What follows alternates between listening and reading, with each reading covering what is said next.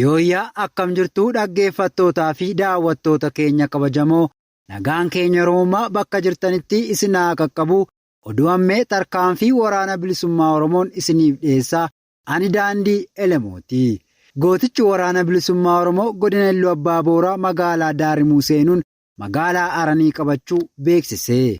Irree fi gaachanni uummata Oromoo woboon tarkaanfii ilaalessaa waraana weerartuu bilisiginnaa godinaalee Oromiyaa mara keessatti tarkaanfii irratti fudhachuun magaalotaa fi baadiyyaalee garaagaraa keessaa buqqisuu itti fufeera.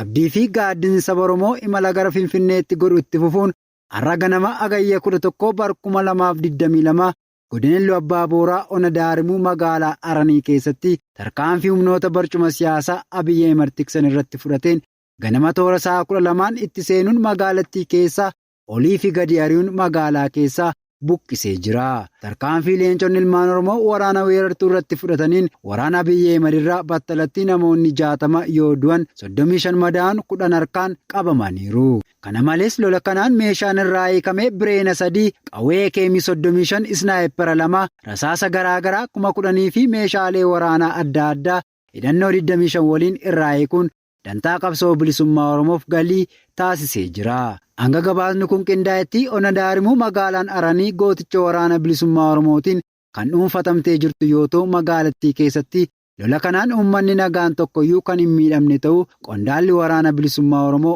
ona Daarimuu irraa har'aata biyyoolessa Oromiyaatti himeera. Odeeffannoo lolaa oboon geggeessaa jiru jala buunee hordofne kan isiniif dhiyeessinu ta'a. Dacheen Oromiyaa martii lafa ejjeta obooti. Qabsoo afaan qawwee oboon geggeessu bilisummaan mirkanoofti. Oraa bulaa deebanaa injifannoon uummata Oromoof.